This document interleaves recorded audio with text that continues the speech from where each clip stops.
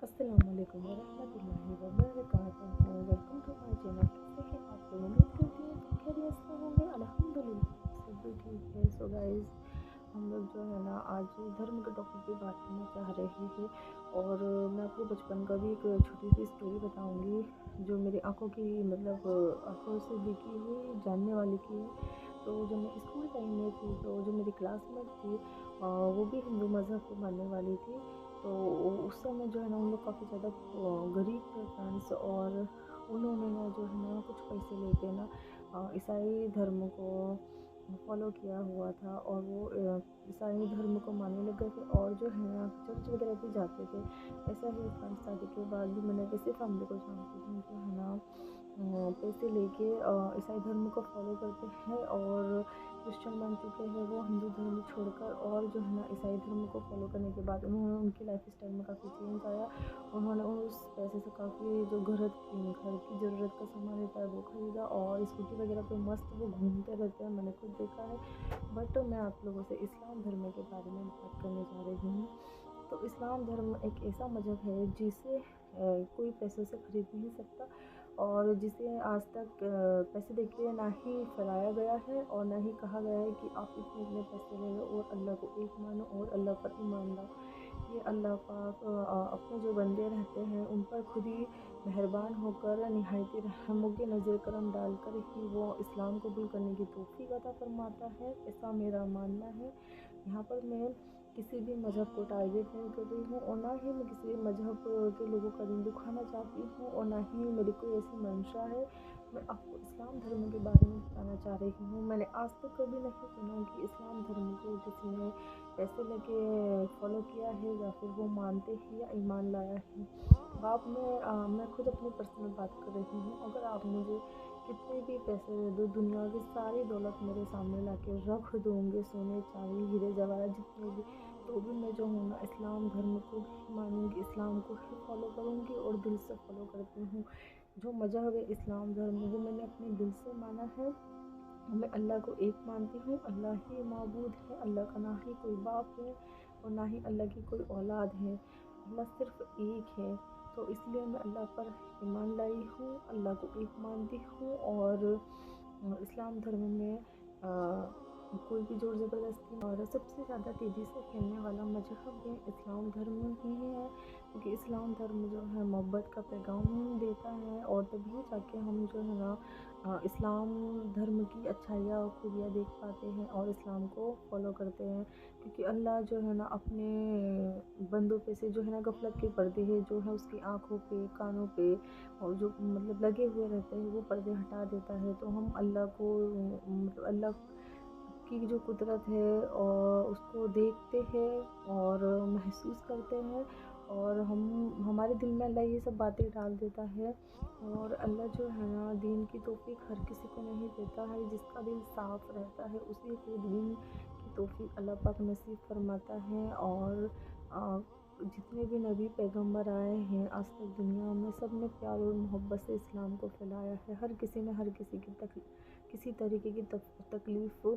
उठाई हुई है अपने अपने लाइफ में, और पर इस्लाम को जो है ना प्यार और मोहब्बत से फैलाया गया है। आज तक कभी मैंने तो नहीं सुना अपनी लाइफ में कि किसी ने इतने इतने पैसे देकर इस्लाम को एक्सेप्ट किया है। वो तो बस उसकी खुशकिस्मती है, क्योंकि उसे पता रहता है कि उसका जो है ना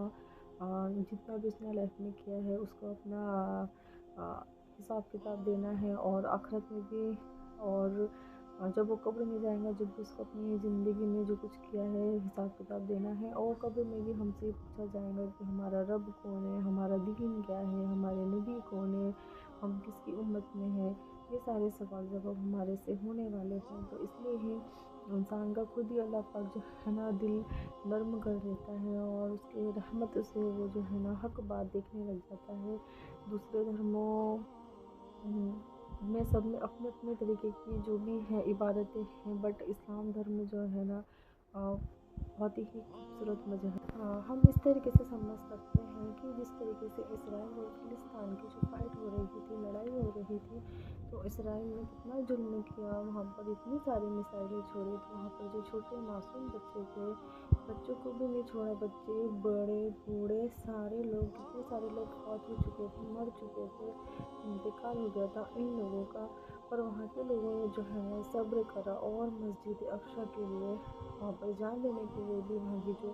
وہ خود کے وطن کے لیے تیار تھے، ملک کے لیے اپنی جان دینے۔ اسلام کچھ آپ کو کوئی پیسوں سے خرید نہیں سکتا، اور اگر وہ جھوٹا کلمہ پڑھتا ہے اللہ کا تو اس پر یقیناً سخت عذاب آئے گا، اور اسے سمجھ میں بھی نہیں آئے گا، وہ سب سے پیاری چیز اللہ پاک سے لے لے گا یا چھین لے گا، اور اسے سمجھ میں بھی نہیں آئے گا کہ اس کے ساتھ کیا ہوا ہے، کیونکہ پہلے کے زمانے میں بھی جو لوگ تھے، مطلب ہمارے آقا حسین کے زمانے کی بات کر رہی ہوں میں، آقا امام حسین کے زمانے میں جو لوگ تھے وہ اسی طریقے سے جو ہے نا جھوٹا کلمہ پڑھ لیتے تھے، لا الہ الا اللہ محمد رسول اللہ کر کے پڑھ لیتے تھے، اور وہ کہتے تھے کہ ہم نے بھی ایمان لا لیا، پر ان کے دل میں جو تھا نا وہ کفر تھا اور شرک تھا، وہ مطلب اس وقت اسلام سے نفرت کرنے والے لوگ تھے، اور اسلام کا جھوٹا کلمہ پڑھ کر، اللہ کا جھوٹا کلمہ پڑھ کر جو ہے نا اسلام کے ہی خلاف وہ سازش کرتے تھے، تو اسلام کو جو ہے نا کوئی بھی اپنی مرضی سے قبول نہیں کر سکتا، وہ صرف اللہ کی ہی توفیق ہے، اور گنے چنے لوگ ہی اسلام کو قبول کرتے ہیں، اور اللہ جنہیں توفیق دے اللہ پاک انہیں ہی اپنے طرف کھینچ کے لاتا ہے۔ ویسے دیکھا جائے تو ساری مخلوقات، دنیا کی ساری مخلوقات، چاہے وہ کسی بھی مذہب کی ہوں، وہ اللہ نے بنائی ہیں، اللہ کے ہی سارے بندے ہیں، پر اللہ نے انہیں الگ الگ سب اپنے اپنے مذہبوں میں پیدا ہوتے ہیں، تو وہ کبھی جاننے کی کوشش ہی نہیں کرتے ہیں کہ ہمارا رب کون ہے، ہمیں کس کو ماننا چاہیے، ہمیں کس کی عبادت کرنا چاہیے۔ یہ انسان کو دنیا میں آنے کے بعد چاہے وہ کسی بھی مذہب کا ہے اسے کوشش کرنی چاہیے، کیونکہ وہ کسی کے بھی بہکاوے میں آ جاتا ہے، اور اسلام مذہب جو ہے وہ حق مذہب ہے، اور وہ کسی مذہب کو دیکھ کر کاپی نہیں کیا گیا ہے، وہ اسلام مذہب جو ہے آسمانی کتاب قرآن شریف اتری ہوئی ہے، اور اللہ پاک کہتا ہے کہ قرآن شریف بہتر بندہ وہ ہے جو نماز پڑھے اور قرآن شریف کی تلاوت کرے، حدیث شریف ہے یہ ہمارے بزرگ نے کہا ہے، اور قرآن شریف پڑھ کر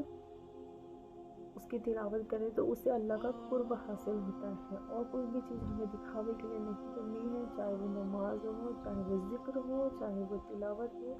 چاہے وہ تقویٰ ہو، چاہے وہ پرہیزگاری ہو، ہمیں ہر چیز جو ہے نا اللہ کو حجیر اور ناظر سمجھتے ہوئے کرنا چاہیے، کیونکہ بے شک اللہ ہر چیز دیکھ رہا ہے، اور اس کی ہی قدرت سے یہ نظام دنیا کا چل رہا ہے، اور ہمیں بھی جینے کے لیے ایک ایک سانس مل رہی ہے۔ سو گائز یہ تھی میری ویڈیو، اگر آپ میرے چینل پر نئے آئے ہیں تو میرے چینل کو لائک کریں، سبسکرائب کریں، کمنٹس کریں، اور مجھے دعاؤں میں یاد رکھیں، میں بھی آپ سبھی لوگوں کو دعاؤں میں یاد رکھوں گی۔ اللہ ہم سب کی ساری جائز حاجتوں کو، مرادوں کو پورا کرے،